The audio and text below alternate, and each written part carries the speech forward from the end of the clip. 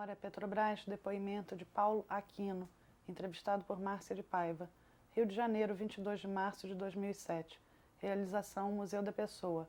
Entrevista T-Inter, número 4. Tem muito? Gravando. Paulo, bom dia. Gostaria de começar pedindo que você nos diga seu nome completo, local e data de nascimento. Pois não, meu nome é Paulo César Amaro Aquino. Eu nasci em 11 de junho de 1957, pertenço ao século passado, então, e sou de Porto Alegre, Rio Grande do Sul. Paulo, qual é a sua formação? Eu sou geólogo, formado pela Universidade do Vale do Rio dos Sinos, Unicinos, numa cidade chamada São Leopoldo, que é próxima, é a região metropolitana de Porto Alegre. Como é que foi o seu ingresso na Petrobras? Quando e como? Bem, eu cursei a faculdade de Geologia na Unicinos e no último ano da universidade a Petrobras estava disponibilizando vagas para geólogos e geofísicos nas duas faculdades que existiam no Rio Grande do Sul à época, que era a Unicinos e a Universidade Federal do Rio Grande do Sul, que também tinha o curso de Geologia. E essas vagas elas foram disponibilizadas devido a um grande programa de contratação que foi colocado nos anos 80 pela Petrobras, e eu fui selecionado para uma das vagas, para a área de Geologia. Então eu terminei a universidade já empregado, vamos dizer assim, na Petrobras. Terminei em dezembro de 1980 o curso de Geologia. Em fevereiro de 81 eu fui admitido na Petrobras, 5 de fevereiro de 1981, naquela época pela Bahia, né? A Petrobras era um grande centro de treinamento, como ainda permanece, em Salvador para profissionais novos na área de geologia, engenharia e toda a formação nova entrava por lá. Então essa foi a minha entrada na Petrobras em 81. E aí você passou um período fazendo esse curso de especialização? Eu passei 3 meses, né, num curso de introdução ao petróleo. Na época era chamado Curso de Introdução à Geologia de Petróleo. Era uma carência das universidades nacionais, na época, a área de petróleo. A universidade que eu estudei, a Unicinos, e o nosso curso de Geologia, ele não preparava profissionais para a área de petróleo, tendo em conta, né, que a Petrobras era a única empresa de petróleo no país, que tinha profissionais da área de geologia e engenharia ligados ao petróleo, e a grande demanda pelos profissionais de geologia era assim a área de mineração voltada a minérios como ouro, diamante, etc., né? Ou a parte de exploração de pedras preciosas. Então era essa, digamos, a nossa cultura acadêmica. E a Petrobras necessitava dar, digamos assim, aquela introdução à geologia do petróleo, que tinha características próprias, e tem características próprias, que havia alguma deficiência dentro dos cursos para isso, né? Então nós passamos 3 meses nesse curso introdutório, onde fomos apresentados, digamos assim, a própria condição de como era a exploração de petróleo no país. Os colegas que também entraram comigo na época tinham também essa deficiência, a carência dessa informação. E a Petrobras muito me surpreendeu, que foi uma extensão da minha universidade, né? A Petrobras tinha montado um curso que hoje eu vejo era digno de qualquer universidade ter um curso como a Petrobras tinha montado na época, né? E passamos 3 meses e alguma coisa fazendo esse curso. Após isso fomos divididos, né? Porque entraram junto 45 profissionais da área de geologia. E fomos divididos pelas unidades da Petrobras no Brasil. E eu fui selecionado para ir para Natal, no Rio Grande do Norte. Na época havia um grande esforço exploratório no país e eu muito me orgulho de ter participado daquela época, né, que foi traçado um plano do governo federal, onde esse plano, que o presidente da Petrobras na época era o Shigeaki Ueki, e esse plano era o seguinte: até 1985 a Petrobras está produzindo 500 mil barris de petróleo por dia no país, né? É um desafio imenso. Eu me lembro que alguns acreditavam que era quase impossível isso, que em 80 a Petrobras produzia na ordem de 100, quase 200 mil barris, 100 alguma coisa. Então mais que dobrar em 5 anos, frente a uma condição que não se conhecia muito bem. Estavam começando naquela época algumas descobertas na Bacia de Campos, mas descoberta em águas rasas, totalmente diferente do que é hoje. e que davam, digamos assim, um alento ao esforço exploratório, né, no país. E nós entramos nisso, né, digamos assim, nesse contexto, né, muito forte. E eu fui para Natal, foi comigo 7 colegas, né, geólogos, e foi muito interessante a experiência pela chegada e perceber aquele mundo e aquela dinâmica, e aquele movimento, todo aquele esforço que tinha sendo conduzido pelas unidades, né? Eu fiquei extremamente surpreendido, um mundo completamente novo para mim, como estudante que recém tinha entrado, né, na vida profissional, e um esforço grandíssimo. Haviam 9 sondas terrestres, perfuração terrestre, na região lá abrangida pelo Distrito de Exploração da Bacia Potiguar, na época era esse o nome, que compreendia as operações do estado do Rio Grande do Norte e Ceará. E 9 plataformas de perfuração no litoral do Ceará e do Rio Grande do Norte. Então era uma dinâmica incrível, era uma operação muito forte e nós entramos nesse contexto. Então foi algo... E se descobriu muita coisa, né, nessa época em Natal, então, em Mossoró. Mossoró, exato. Havia, então, tinha sido descoberto aí no final dos 70 o campo de Mossoró, né, no estado do Rio Grande do Norte, e estavam, digamos, em franca exploração outros campos, né, que na realidade não eram campos, mas outros prospectos geológicos, né, que depois se concretizaram em descobertas de campos mesmo. Então, entre 81 e 84, 85, foram descobertos vários campos, né, na Bacia Potiguar, no estado do Rio Grande do Norte, e coisas assim fantásticas em termos de desafios, né, a serem produzidos, um óleo com características muito pesadas, né, mas que tinha um valor muito grande porque o país necessitava daquilo. Tanto é que a meta foi superada, acho que com 1 ano e meio de antecedência. Final de 83, o Brasil já estava produzindo uns 500 mil barris.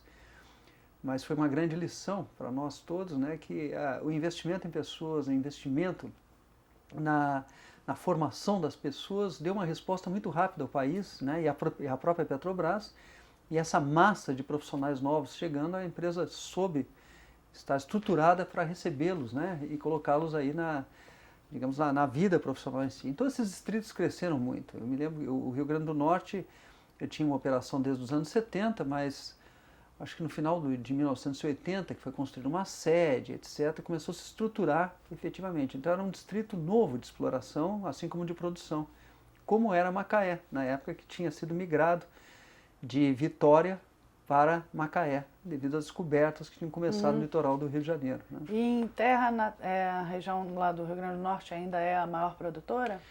Hoje eu creio que sim, eu não tenho dado concreto, mas eu creio que sim, porque ela produz em torno aí de 90 a 100 mil barris de óleo, mais alguma coisa de gás. Está na ordem dos 120 mil barris, mais ou menos, de óleo, gás natural e condensado. Então eu acho que ainda é a segunda região produtora, né? Claro que muito distante do Macaé, mas é a primeira em terra. E com uma estrutura que deve ter hoje, sem dúvida nenhuma, algo em torno quase 5 mil poços de petróleo perfurado naquela região, né? Foi muito interessante essa experiência. E como é que você chegou a Braspetro? Bem, aí teve uma trajetória de 15 anos, né? Até eu chegar a Braspetro, 15 não, foram 18 anos. Eu fiquei, então, no Rio Grande do Norte praticamente 15 anos da minha carreira profissional. E lá, trabalhando nessa área de exploração de petróleo, como geólogo de acompanhamento de poços. Depois passei para uma área chamada de avaliação de formações, que é algo muito característico da área de geologia de petróleo, onde se analisa dados geofísicos e dados indiretos, dados vindos dos poços de petróleo, para saber exatamente se a existência do petróleo e tentar quantificar aquilo em termos de volumes, né? Então essa área eu trabalhei em vários anos nela.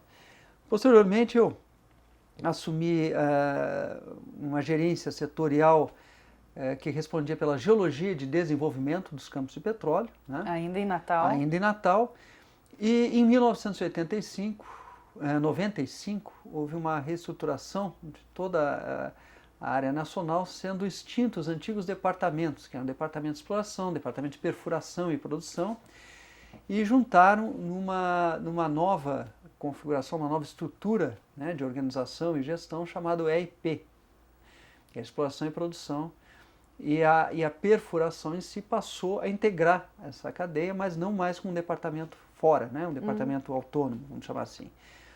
E nesse contexto foi reestruturado todas as áreas, né? Então foram formados os EIPs regionais. Isso você se lembra mais ou menos o ano? 95. 95. 95. E 94, 95. E nessa época, então, conformaram nova estrutura organizacional lá no Rio Grande do Norte, o EIP Rio Grande do Norte Ceará. E nessa estrutura eu passei a responder pela gerência de reservas, né, da área ligada diretamente ao gerente geral da unidade, do EIP Rio Grande do Norte Ceará.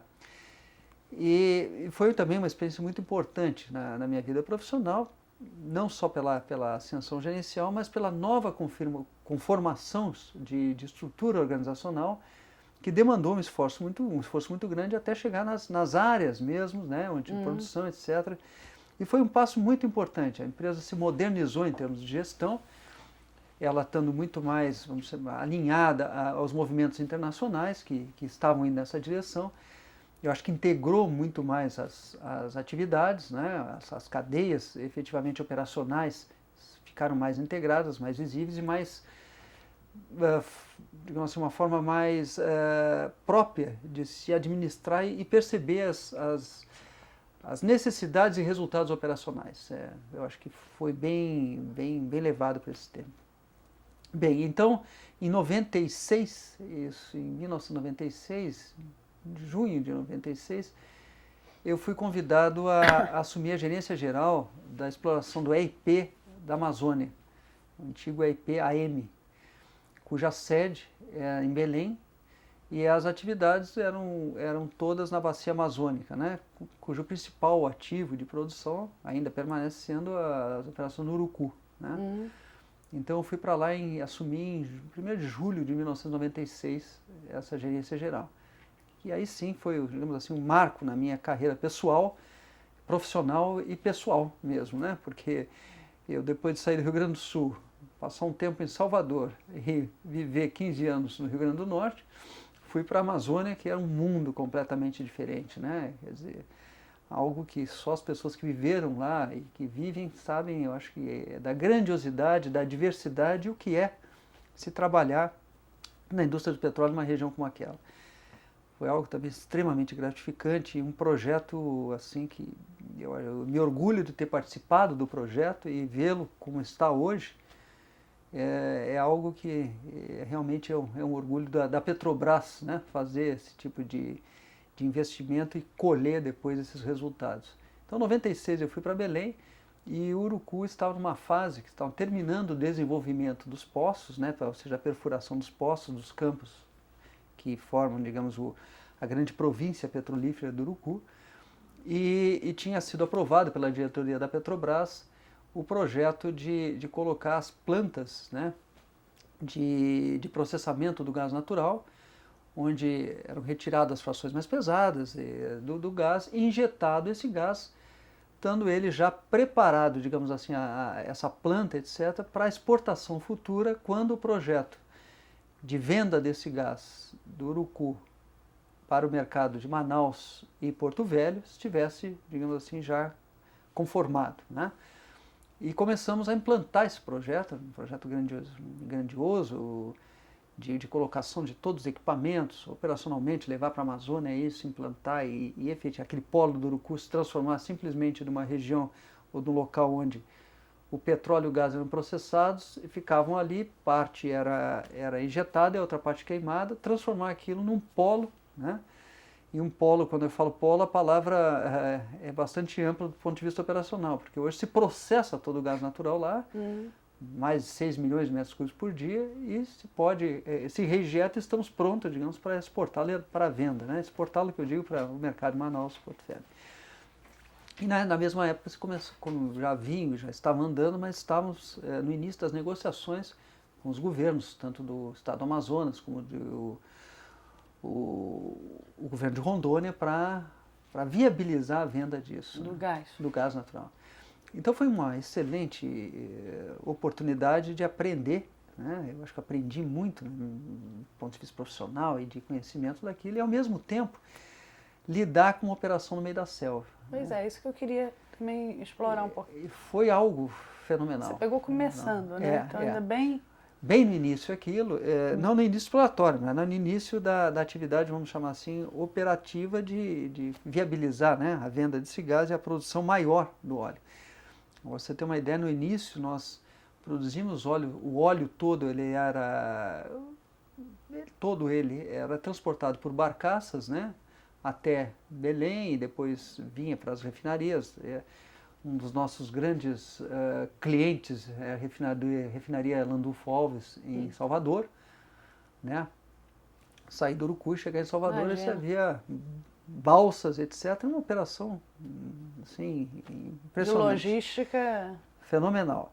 Com toda aquela questão pessoal, particular, perdão, da Amazônia. Que nós imaginamos uma Amazônia úmida, 365 dias por ano, chuvosa 365 dias por ano, e não é assim.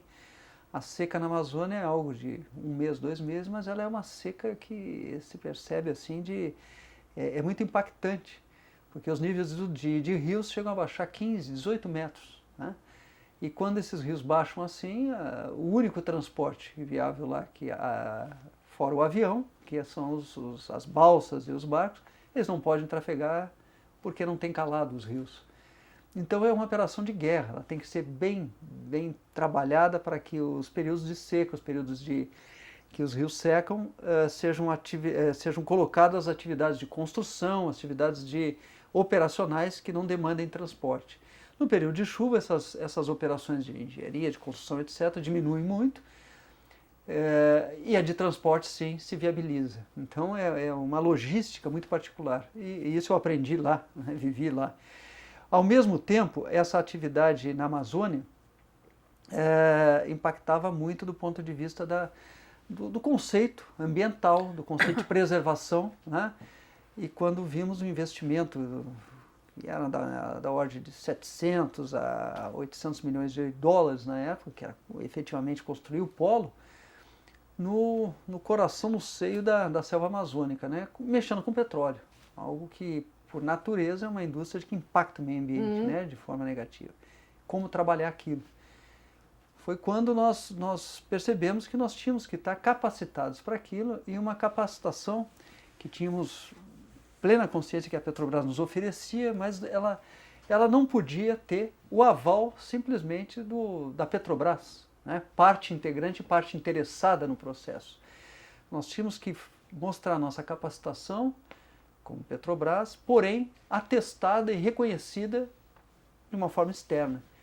Ia isso nos garantir uma operação que tivesse o respeito e o reconhecimento da sociedade e dos órgãos que fiscalizam, né, o meio ambiente, e dos próprios órgãos locais, estaduais, né? Assim nós percebíamos que era a chance de nós demonstrarmos que estávamos imbuídos de um projeto empresarial extremamente importante para a empresa, para o Estado, para o país, porém observando as condições, né, de trabalho e de respeito às leis ambientais locais, né? E foi quando surgiu a ideia de certificar as nossas operações com normas internacionais, de reconhecimento internacional. Bem, isso era inédito ainda no Brasil nas operações da Petrobras, né? Não havia ainda nenhuma unidade, nenhum local que tivesse certificações de reconhecimento internacional no que diz respeito ao meio ambiente e segurança no trabalho. Então nós pensamos na época num segmento, num sistema de gestão integrado. E esse sistema de gestão integrado é exatamente isso. Olha, vamos certificar em normas internacionais de meio ambiente, de conduta e de conduta operacional, empresarial, com respeito ao meio ambiente e ao trabalho e à saúde humana, né, aos empregados que estão lá. E na época essas normas que existiam era a ISO 18000 e a OHSAS, que se chamava 14000. Era isso na época, né? E o que fizemos? Fomos atrás de algumas empresas, fomos buscar no mercado quem podia nos certificar. E estavam começando. O Bureau Veritas era uma companhia já que tinha história nisso, em outros locais do mundo já tinha experiência em certificações de natureza. Certificadoras holandesas também tinham, uma alemã também tinha. E nós fizemos uma licitação e colocamos no mercado, queremos isso para implantação e queremos a consultoria. O Bureau Veritas foi vencedor da licitação, a concorrência, e chegou para nós e apresentou, olha, essa norma existe. Bureau Veritas é norueguesa? A Bureau Veritas é uma companhia de origem francesa. Né? E ela é uma certificadora, ela tem, se já não está nos 200, ela está próximo dos 200 anos de certificação, uma empresa que nasceu através da prática de seguradora e certificadora de segurança para navios, né? No século XIX. Perdão, então ela é especialista no assunto, né? O trabalho dela é a certificação e digamos assim, o produto dela é a credibilidade, né? Então, de caráter internacional. O Bureau Veritas, depois de vencer a licitação, apresentou para nós uma proposta de trabalho.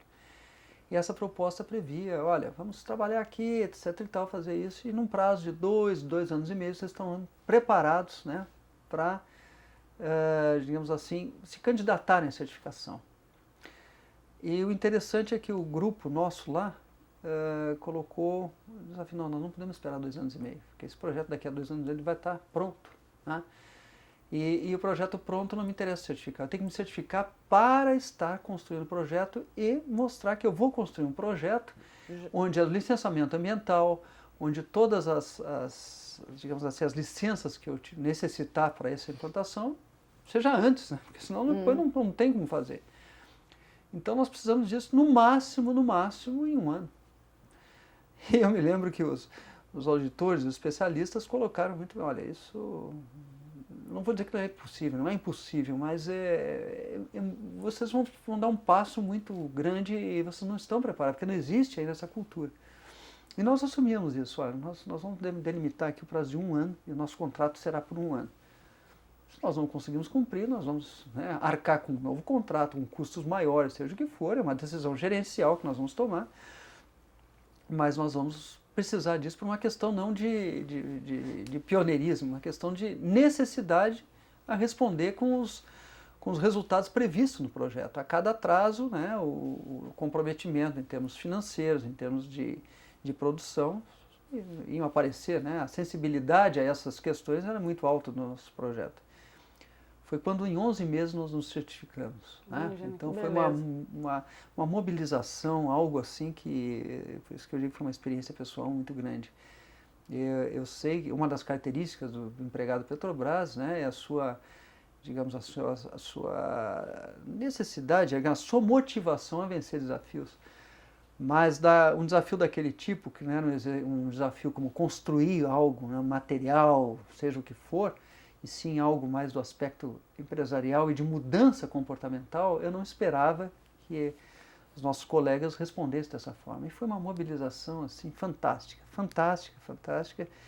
e recebemos a certificação de uma forma que repercutiu muito bem na organização como um todo, nós passamos a ser um exemplo disso, e em seguida foram implantados projetos em todas as unidades da Petrobras. A Petrobras passou a ser a companhia que mais certificados dessa natureza tinha no Brasil, mas motivada a isso, né? Nosso interesse não era, digamos, o diploma. O nosso objetivo sempre foi empresarial da Petrobras em si, para garantir que essas operações são feitas, sim, sob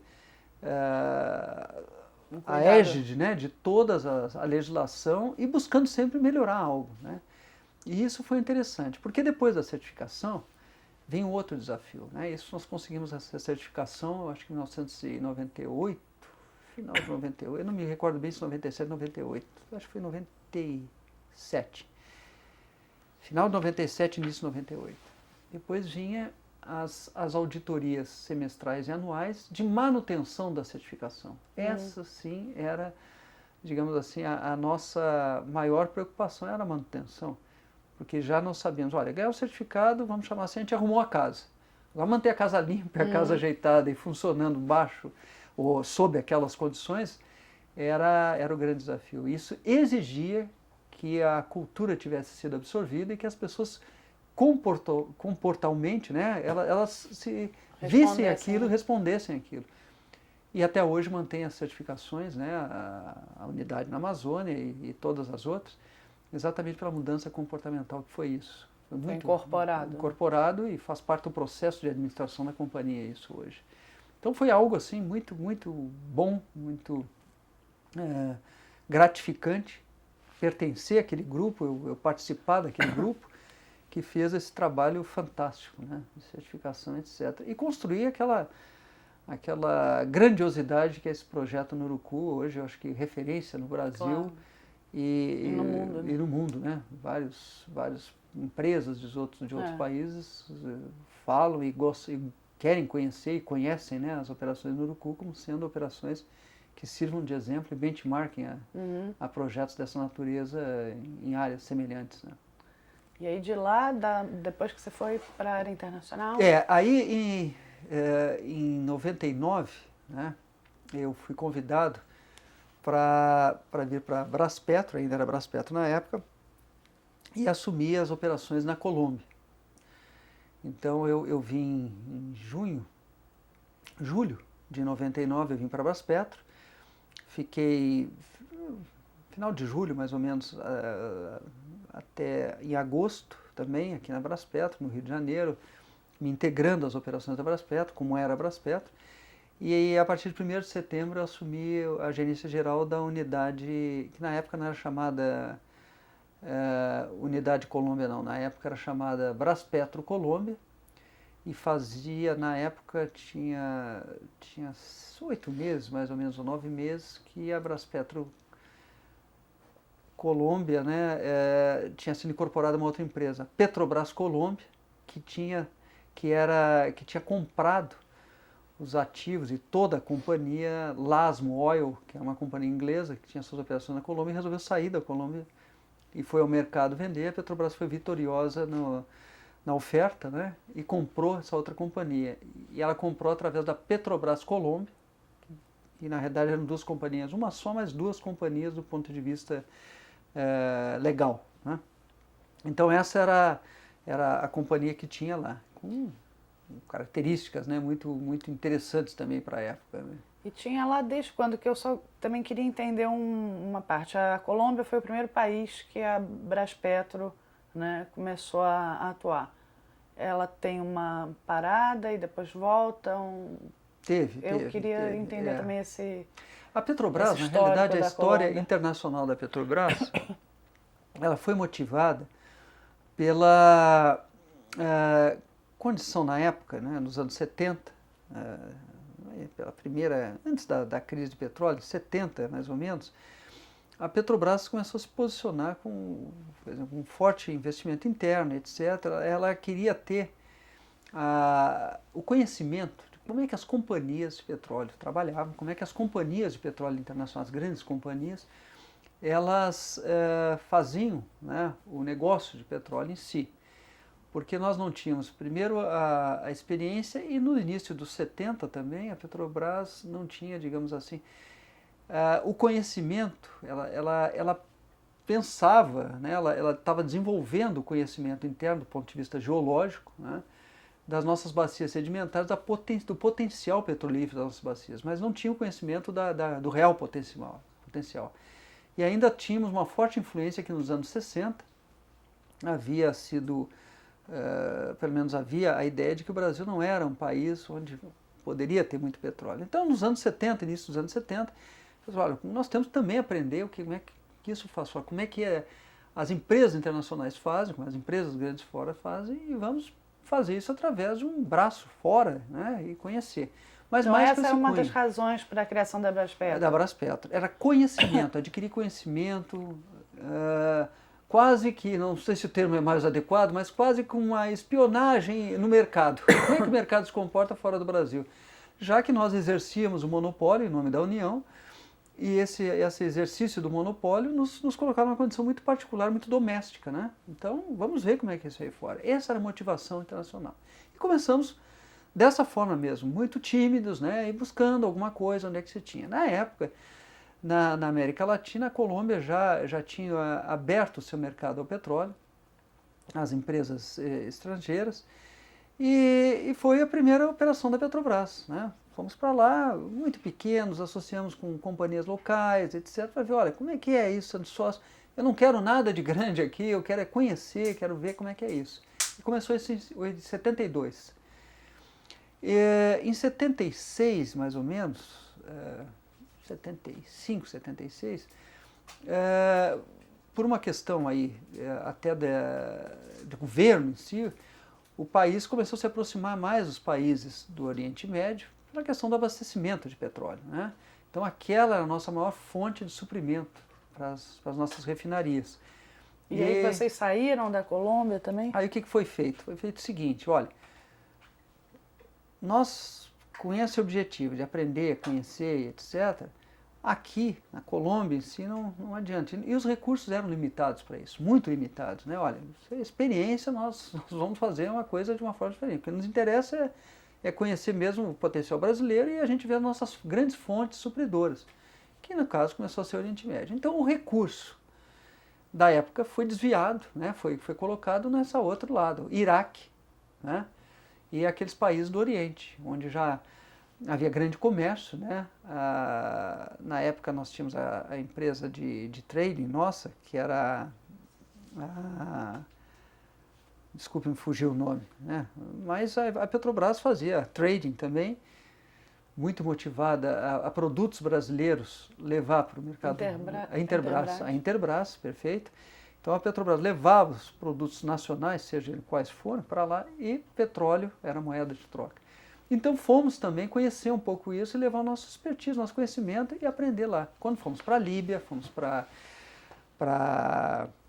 Iraque, algumas coisas no Iêmen, bom, foi ali a nossa visão. Então os recursos foram levados para lá. Depois daquela crise que ocorreu e aquela questão do próprio Iraque, né, nós também começamos, olha, não é uma fonte muito boa, mas ao mesmo tempo ela é estável politicamente, com condições muito difíceis, adversas, inclusive com guerra civil, né, a guerra do Iraque, nosso pessoal estava lá. Então começou também a ver, olha, vamos voltar um pouco e vamos começar a olhar. E vamos já não ver só com esse olhar de aprendizado, vamos começar a ver também negócios, como é que nós vamos exercitar esse negócio. E pode ser uma fonte boa, além de nos ensinar, nós participar desse mundo de negócio e ter, vamos chamar assim, ativos fora que nos deem reservas também de petróleo, etc. Foi quando as operações começaram nos Estados Unidos e voltamos à Colômbia também, né? E voltamos à Colômbia. Isso, então, essa volta é que ano? Você sabe mais ou menos? Isso foi nos 80, né? Eu não sei te dizer se foi, mas foi final dos 70, 80, quando começamos a vir lá do Oriente. E voltando para cá, quer dizer, diversificando. A Líbia ainda continuou um tempo mais, né? Mas já começou a se ver aqui, a América Latina e os Estados Unidos, tal.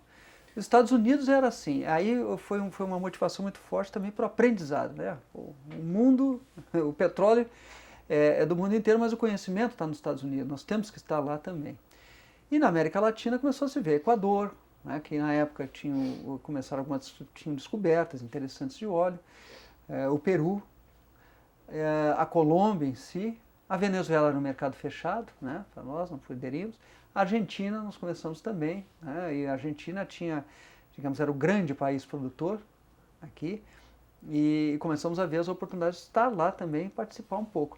Mas tudo isso em um investimento muito modesto, vamos dizer assim, e ele tinha que contemplar essas condições e ao mesmo tempo ele teria que ter um foco, né, para trabalhar, porque o recurso era muito limitado.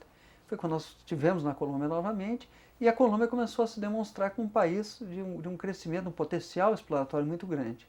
Mesmo com a condição política que existia, né, que é a questão da presença da guerrilha, etc., data dos 60. Mas conseguia se conviver com aquilo de uma forma bastante interessante e dava para se fazer. Então começou novamente as operações na Colômbia. E isso foi crescendo, a Petrobras lá tinha um escritório e tal, tentando buscar algumas oportunidades, associado a algumas empresas locais. e com uma produção muito modesta, etc. Foi quando, aí nos anos 90, mais ou menos aí em 95, né, apareceu uma oportunidade na Colômbia. A ESSO, ainda era ESSO, né, na Colômbia, resolveu abandonar a parte de upstream, a parte de exploração, e resolveu sair daquele contexto, só ficar com a parte de distribuição, por condições próprias da sua gestão de portfólio, de investimentos e etc. Saiu. E para isso também colocou oferta no mercado, a Petrobras comprou os ativos da ESSO no local. Aí adquiriu outro tipo de condição lá. Ela passou a ser uma empresa sócia para algumas coisas, para ser uma empresa sócia e operadora em alguns campos de petróleo. Né?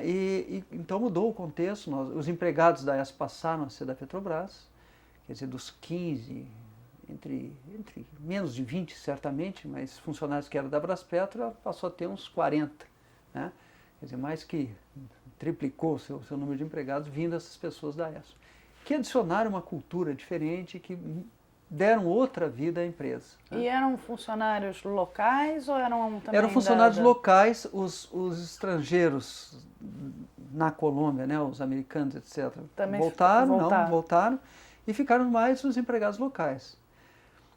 Mas pessoal com muita experiência, né, que o mercado aberto, etc., e pessoal que já conhecia muito a operação na Colômbia. Então isso deu um fôlego novo na empresa. E aí em 98, né, 3 anos após essa aquisição, essa companhia, Lasmo Oil, era sucursal da companhia inglesa, Lasmo, que por sinal agora nos anos, acho 2003 ou 2002, ela foi vendida integralmente para a Eni, da Itália. Essa sucursal na Colômbia, a Lasmo resolveu, por gestão também do seu portfólio, sair da Colômbia e apostar na Venezuela. Tinha algumas coisas na Venezuela. Então, questão de recurso, eu vendo a minha operação lá, invisto aqui. Foi essa decisão que motivou a Lasmo a vender. E nós competimos no mercado e fomos vitoriosos na oferta para comprar a empresa. Então passou daí dos seus 50 funcionários para uns 100 e alguma coisa, 140, 150 funcionários, né? Dobrou. E foi algo interessantíssimo. Porque... E aí você já estava lá? Não, aí eu cheguei 9 meses, quase um ano depois, um pouco menos de um ano depois dessa aquisição. E essa aquisição foi interessante porque como comprou a empresa toda, e a Lasmo na época lá tinha 3 andares de um edifício, né, a propriedade dela, tudo isso foi comprado. E a Lasmo tinha também operações em alguns campos, onde ela era operadora, e uma carteira exploratória bastante interessante, já com algumas oportunidades lá, sócia de outras empresas, etc. Então foi uma mescla interessante, foi um crescimento assim rápido, muito rápido, né? E o meu antecessor lá, que é o Paulo Mendonça, tinha ele que estava à frente desse negócio, porque o Paulo Mendonça passou 7 anos na Colômbia, era uma pessoa que conhecia muito a operação, foi ele que participou da aquisição da Exxon e foi ele que também liderou o processo da aquisição da Lasmo. E o Paulo, depois de 7 anos, já estava retornando ao Brasil, foi quando eu fui substituí-lo, e tinham se mudado fisicamente do local onde era a Braspetro, né, para esse edifício, que era propriedade, agora tinha passado a ser propriedade da Petrobras, e com esse grupo todo. Então estávamos vivendo um momento interessante. E foi um upgrade o prédio? Foi. O prédio em si, eu não diria que foi um upgrade, que o prédio que o Paulo tinha antes dos seus escritórios, era um prédio muito, muito bem localizado, um prédio moderno, bonito. Esse, embora fosse um prédio muito bem localizado no centro financeiro de Bogotá, era um prédio de características mais modestas, vamos chamar assim, muito mais espaço para esse grupo todo, e tinha muito mais gente. Mas o que mais me impressionou na chegada lá, é que foram juntadas 3 culturas, né? Em pouco tempo, quer dizer, em 3 anos, nós tínhamos pessoas que os sobrenomes eram Braspetro, Exxon e Lasmo. As pessoas diziam, olha, eu sou fulano de tal da Braspetro, sou fulano de tal da Lasmo, eu sou fulano de tal da Esso. E não havia uma identidade, porque estava começando isso, né? No Brasil, e eu assumi a gerência lá. Paulo, só para a gente retomar, você estava falando das 3 identidades, né? Isso. Isso causou algum problema? Era Petrobras, Exxon, Petrobras, Exxon e Lasmo. Lasmo. Né? Sem dúvida, esses sobrenomes incomodavam, né? Porque as práticas eram completamente diferentes. Então, não havia uma questão pessoal, não. Era uma questão de prática e cultural. Por quê? A Braspetro, origem brasileira, né? As pessoas estão acostumadas, num ambiente muito pequeno, né? Muito próximo. As pessoas, 15 funcionários, como eu te disse, reconhecidos pelo nome, funcionários que compartilhavam o dia a dia e mais, né? Eram todos muito próximos pela condição do tamanho da companhia. Quando veio a ESSO, já veio uma cultura americana, né? Uma cultura de uma empresa major, uma empresa com visão completamente diferente, embora os funcionários fossem colombianos, mas já, digamos assim, com a cultura da ESSO em si, juntando com a menor. Quer dizer, a menor comprou a maior, né? E comprou a origem brasileira completamente desconhecida, a cultura, vamos chamar empresarial brasileira, completamente desconhecida no meio. Era muito mais conhecida a cultura americana, não poderia deixar de ser. E a Lasmo de origem inglesa, né? Um outro tipo de tratamento, com outro tipo de visão, no meio disso. Então era um caldeirão cultural, um caldeirão de origens, que as pessoas naturalmente comparavam, né? Ah, não, mas quando era Lasmo era assim. Ah, não, quando era Exxon era assim. Tal. E nós tínhamos que dizer, não, mas agora nós todos somos dessa forma, né? Vamos aproveitar o que é de bom, etc. Mas isso, essa forma de dizer as coisas é fácil. A incorporação na cultura em si que foi o grande desafio, né? E como é que você conseguiu fazer essa unificação? Olha, foi interessante pelo seguinte, o número de expatriados que havia, brasileiros, né, quando eu cheguei lá, eram 8, incluindo o gerente geral.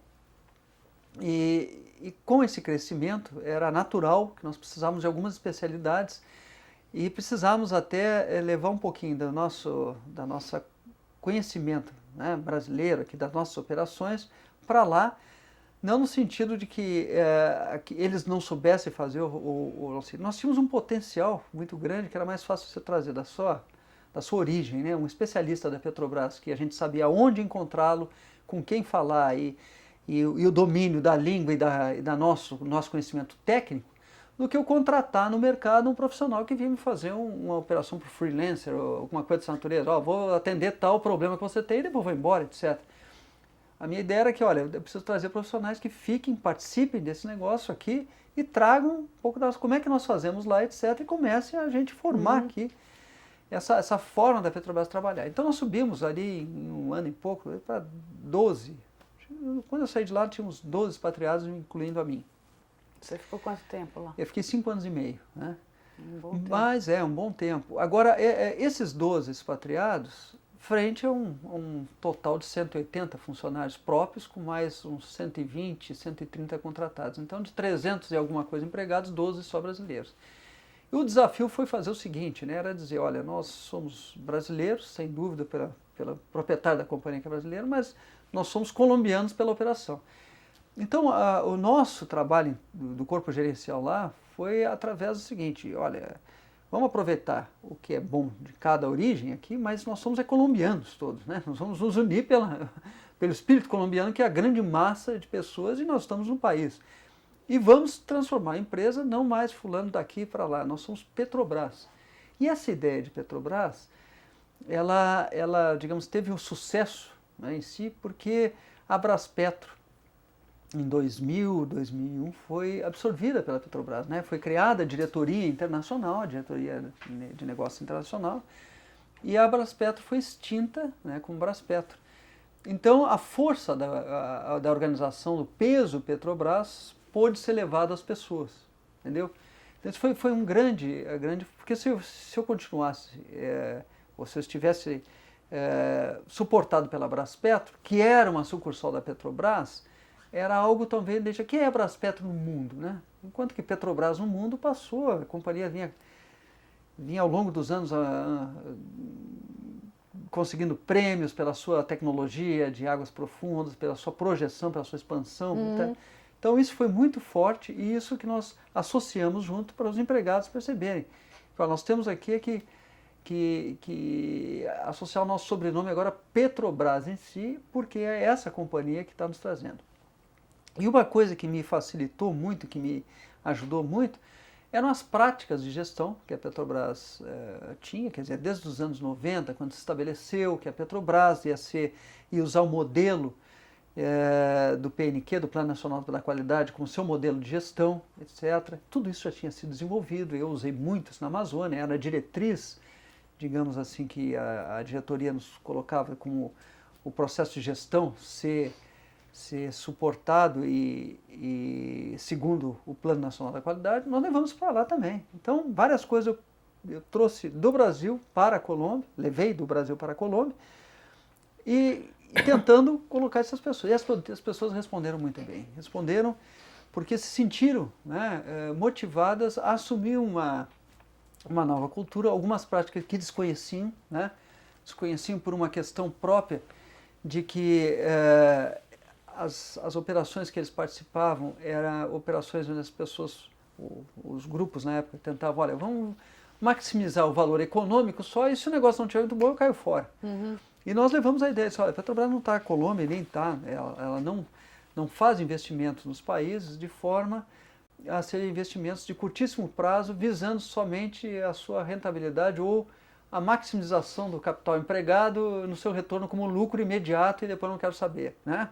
A Petrobras, os seus investimentos são mais longo prazo, claro que sempre suportados por uma rentabilidade adequada ao seu tamanho, porém investimentos que tenham maturação maior, porque ela pretende sempre explorar o máximo, digamos assim, de oportunidades e ficar nos países, né? A Petrobras não tem história de entrar e sair e tal, digamos assim, ser broker, né?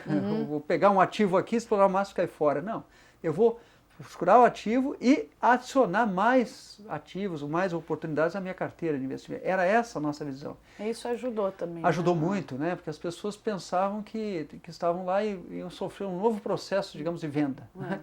Vinha vinha outra, agora vai aqui uma nova empresa que vai comprar, quanto tempo vai ficar aqui e vai embora. E a gente teve esse suporte, né, da direção da companhia, dizendo assim, não, nossas operações, elas têm que atender às metas corporativas, aos requisitos, né, econômico-financeiros, as nossas condições, elas têm que estar alinhadas às nossas estratégias, mas principalmente esses são motivadores para a longevidade do negócio. Se o negócio não estiver indo bem e não for uma questão de gestão dos negócios, sim, nós temos que rever e desinvestir, isso é normal. Porém, nós queremos ter a melhor gestão possível para que esse negócio continue. Era essa a diretriz clara que a Petrobras sempre teve nas suas investidas, né, internacionais. Fugindo um pouco também, vocês chegaram a ter algum problema com, você falou aqui da guerrilha, com a própria parte de guerrilha ou de Você sabe que eu tive muita...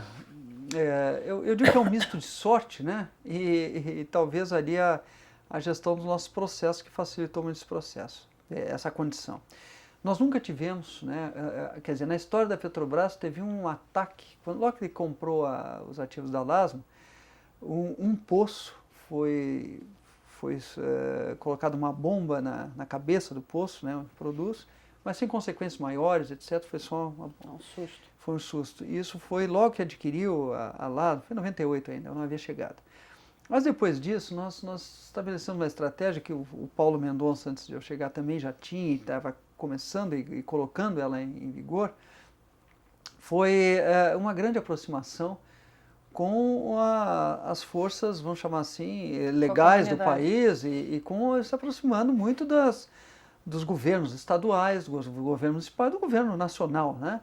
E com o Exército Nacional da Colômbia, aproximando no sentido de mostrar a eles que nós éramos uma empresa de origem brasileira, cujo o comando, quer dizer, a origem estatal dessa companhia, de uma forma ou outra nós representávamos o governo brasileiro, nós não estávamos aventurando nada, não havia mínimo espaço para uma empresa como a Petrobras ter qualquer tipo de negociação que não fosse com os meios reconhecidos e legais no país. Quer dizer, a Petrobras era imune, vamos chamar assim, a qualquer oferta de proteção ou de sucumbir a alguma questão com as forças guerrilheiras, etc. E vocês se aproximaram também da comunidade E pobre? Essa era a outra ação que também desenvolvemos com as comunidades circunvizinhas às nossas operações, né?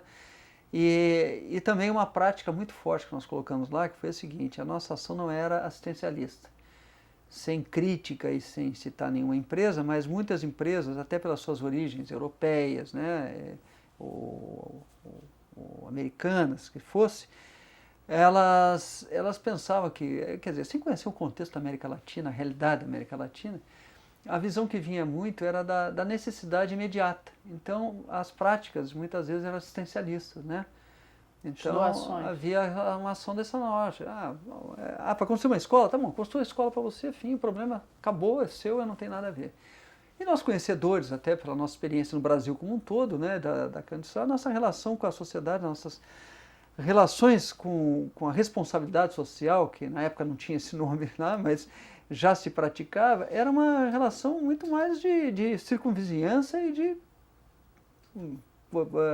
mais longo prazo, quer dizer, nós vivíamos na comunidade. Então, nada melhor que o emprego que se gerava lá, né, fosse primeiro buscado nas comunidades locais. Segundo, reconhecíamos totalmente digamos assim, o papel das prefeituras, do governo estadual e do governo nacional, e não procurávamos, digamos assim, ocupar o espaço ou o vazio deixado por essa, não era nossa responsabilidade, e sim participar. Então, todos os nossos projetos sociais sempre havia Você se lembra de algum participação. para contar? Eu me lembro, por exemplo, nós tínhamos projetos de criação ou de plantação de arroz, né? Esse foi um projeto muito interessante que nós herdamos e eu acho que melhoramos muito ele, né? Mas herdamos da LASMO em si. E depois praticamos. Tem um campo chamado Santiago, que a localização geográfica dele era uma condição muito próxima ao nosso Pantanal, né? Que em espanhol se chamam llanos.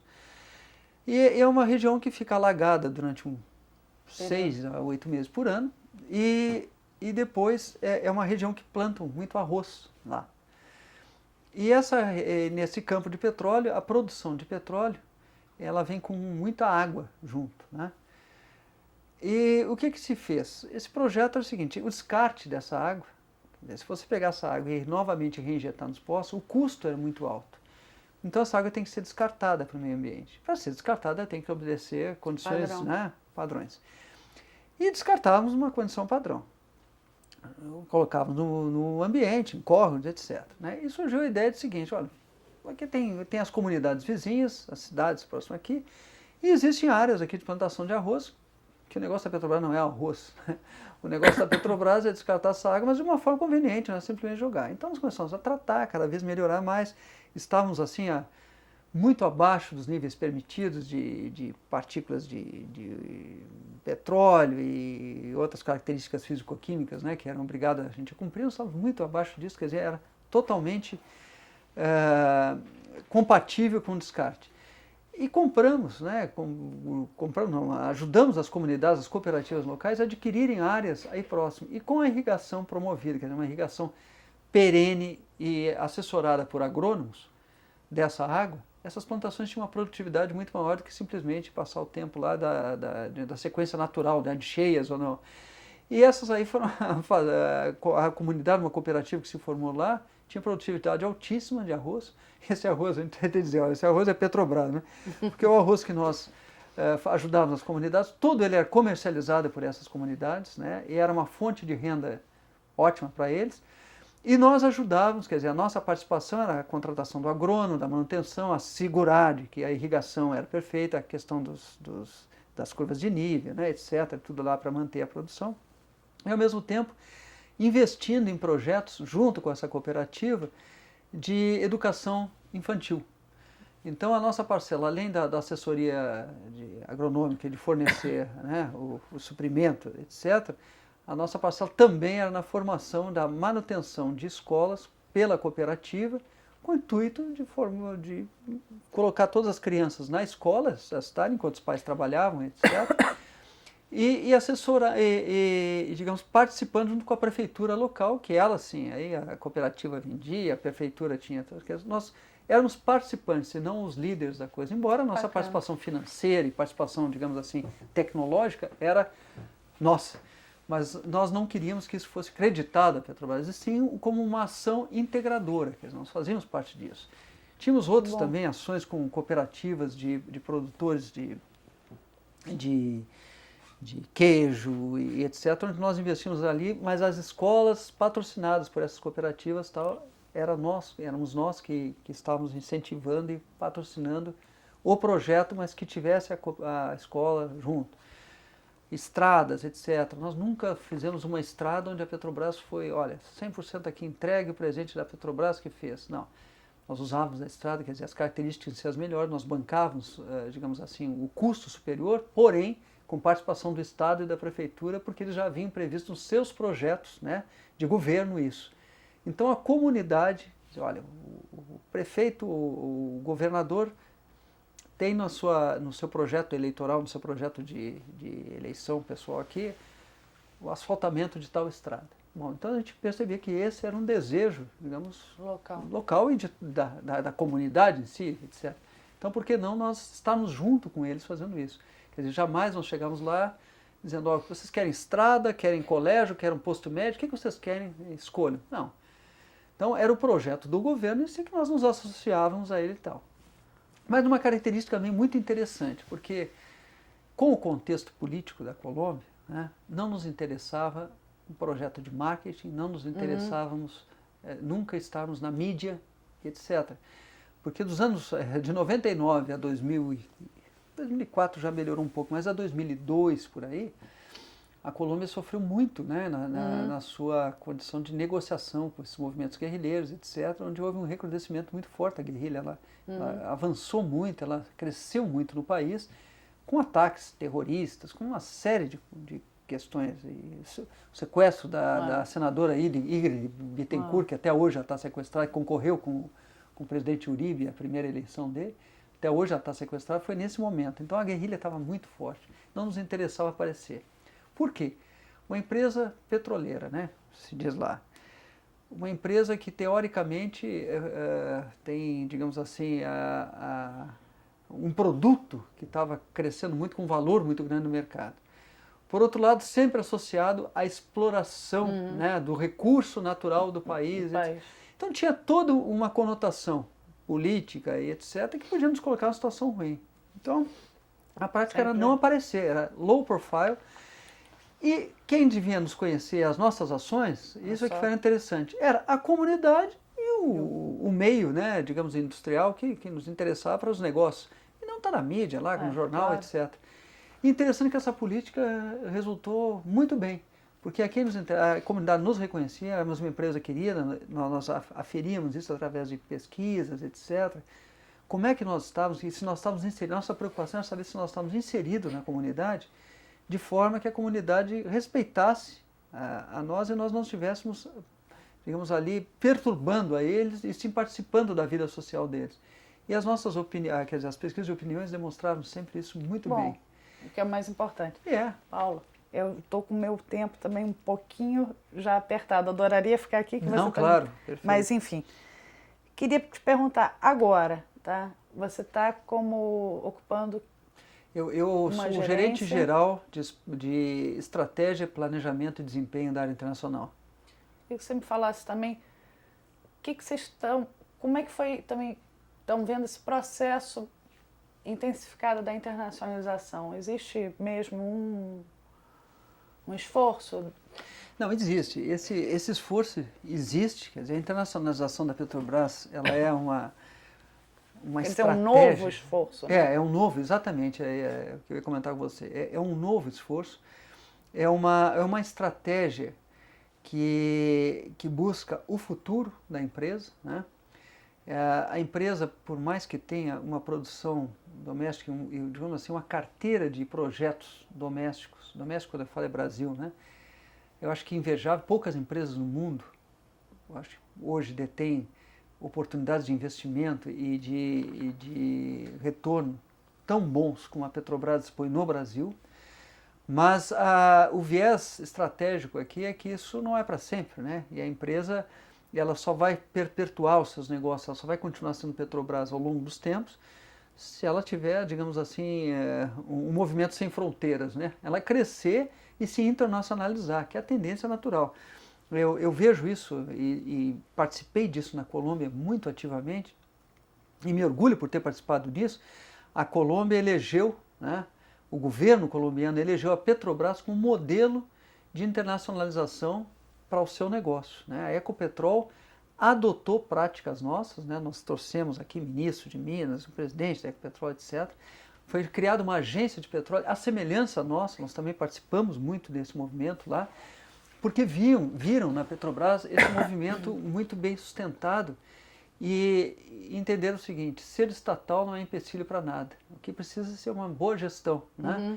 E responder ao que, digamos assim, necessita daquelas condições de meta, de rentabilidade do negócio, etc. E mais, uma visão de futuro muito bem, uma estratégia muito bem suportada e muito bem embasada. E esse é o movimento, acho que é o novo processo de internacionalização, não sei se a palavra seria novo, né? Mas o processo de internacionalização hoje muito mais agressivo, exatamente está se dando por isso, né? Nós saímos um pouco daquela visão de aprender, etc. Já aprendemos, somos hoje uma empresa respeitada pelas nossas práticas, pelo nosso conhecimento técnico, né? E pela nossa gestão dos negócios. E temos condição de competir com qualquer outro. Então, se isso é hoje uma força da Petrobras, ela naturalmente vai fazer esse movimento, está fazendo, para que o futuro seja assegurado a essa companhia. As nossas reservas de petróleo, por mais que nós estejamos cada vez mais incorporando novas reservas, elas vão ser necessárias se o crescimento do país necessita de mais energia. Então, a Petrobras também já migrou um pouco mais essa visão petróleo para a visão energia. E o negócio de energia, ele não pode ser doméstico, o negócio de energia tem que ser internacional, porque esse movimento, essa condição de comércio em si da questão é que movimenta e que possibilita, digamos assim, a segurança estratégica do nosso abastecimento energético, né? Então a Petrobras tem que fazer isso, está fazendo isso.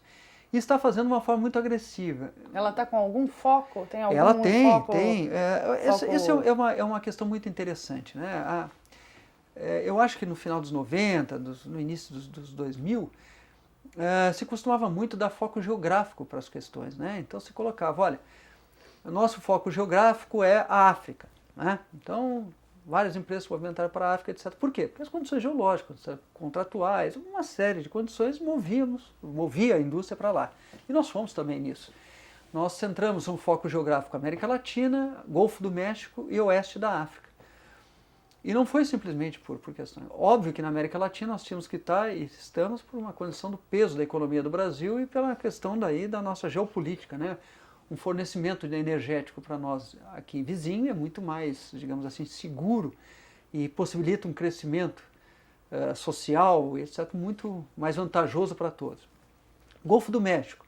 Golfo do México é uma área de exploração de petróleo que vem crescendo cada vez mais e num mercado, né, e numa condição, digamos assim, de contratos e de possibilidade de tecnológica melhor do mundo, né? Estados Unidos, próximo ali, aquele mercado. E o oeste da África, por condições geológicas, né? O oeste da África é muito semelhante ao leste brasileiro, ou seja, as nossas bacias geológicas onde está o petróleo, o oeste da África é semelhante por uma questão de história geológica, etc. Todas as empresas fizeram esses movimentos. Mas agora o que se percebe é que o foco geográfico já não é mais o grande motivador das empresas. O grande motivador das empresas hoje é o acesso a condições de reservas favoráveis ao seu negócio, à sua dimensão.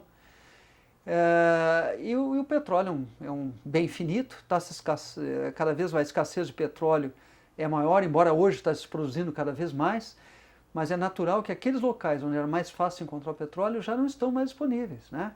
Então o petróleo hoje é onde ele estiver com condições econômicas favoráveis de se extrair. E a Petrobras está percebendo, está fazendo isso também, né?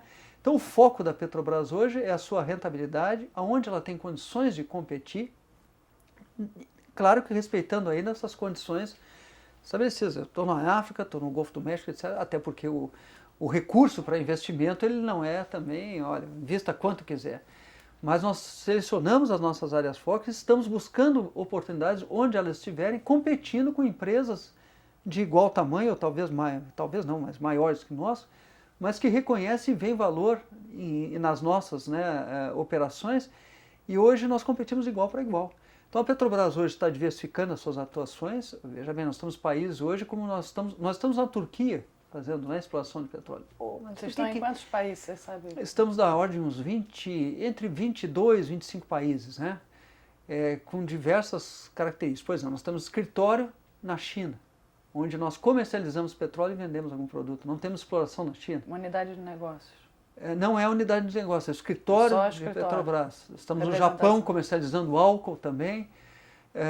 Estamos na Tanzânia com unidade, quer dizer, não tem ninguém lá ainda, as operações são feitas no Brasil pelo estágio ainda muito prematuro que estão, mas temos um bloco exploratório na Tanzânia. Isso não é foco? Porque isso tem muito, ele está perfeitamente colocado na nossa estratégia de crescimento, está fortalecendo o nosso portfólio de oportunidades e nos está colocando em áreas onde nós podemos agregar, digamos, reservas às nossas, hoje as reservas que nós já dispomos internacionais. E com acesso a mercados excelentes, né? Então a Petrobras, esse investimento forte, ela está hoje investindo nos próximos 5 anos, quer dizer, de 2007 a 2011, serão 12 bilhões de dólares em investimentos internacionais, né? Sendo que desses 12 bilhões, mais de 50%, uns 70% será na exploração e produção de petróleo em áreas onde estejam aí contemplados, onde nós vejamos esses valores que hoje nós já estamos tendo esses resultados muito bons, como a Argentina, como a Nigéria, como os Estados Unidos. Então há um forte crescimento, perfeitamente alinhado à estratégia de crescimento da empresa, com um plano muito bem estruturado para que isso ocorra, mas em áreas de risco, né? Quer dizer, a Petrobras hoje, risco eu digo, risco geológico, risco de encontrar as coisas, mas em riscos que hoje são suportáveis pela empresa e que vão dar condições de ela crescer, né? E se estabelecer cada vez mais como um player, que se diz, né? Mas uma empresa internacional. Hoje nós não somos mais vistos como aquela empresa brasileira de Brasil, nós somos uma empresa brasileira de condições mundiais hoje, já, globais, de concorrer e buscar oportunidades. Muito bom. Infelizmente a gente vai terminar, mas antes de terminar eu queria te perguntar o que a Petrobras representa para você? Bom, essa é uma pergunta aí... Emotivamente ou pessoalmente? Não... A Petrobras é tudo, né? É tudo por quê? Foi meu primeiro emprego, né? E o meu primeiro emprego, onde eu saí da universidade, fui estudar de novo, aprender um pouco de geologia de petróleo. E fiz a minha carreira e a minha vida toda, né? Quer dizer, hoje a minha condição pessoal foi graças ao desenvolvimento profissional e pessoal que eu tive dentro da Petrobras. A Petrobras é uma empresa que me forneceu todas as condições de avanço, de oportunidades, né? E é uma empresa que oferece isso a qualquer um, né? Uma empresa onde você se destacar não é difícil, é muito fácil, uma empresa rica em talentos, com espaço para todos. Quer dizer, o que eu estou dizendo com isso? Muitas vezes as pessoas pensam, não, mas veja bem, nem todo mundo pode ser gerente, isso é óbvio, né? Nem todo mundo e tal. Mas todo mundo pode ter o seu espaço reconhecido na empresa. Técnico, gerencial, como empregado, como tudo. Ela é muito ampla nisso e vê muito isso. Independente de gestões que eu participei, desde do governo militar, etc. Independente disso, a empresa ela tem uma vida própria que é muito boa. E é uma empresa que cada vez com esse crescimento, eu acho que ela traz ao Brasil uma oportunidade enorme também de projeção internacional, projeção forte, mas projeção com qualidade e com respostas, né? A empresa mostra o que fez e ela pode sim projetar cada vez mais a nossa condição técnica, que é reconhecida, estamos entre os melhores do mundo, né? Somos bons. E tudo também, minha mulher é petroleira, então... Você se sente um petroleiro? De alma, sangue e alma. Então é o casal petroleiro? É o casal petroleiro. Paulo, queria te agradecer por você ter vindo aqui e colaborar com a gente. Muito obrigado pela oportunidade.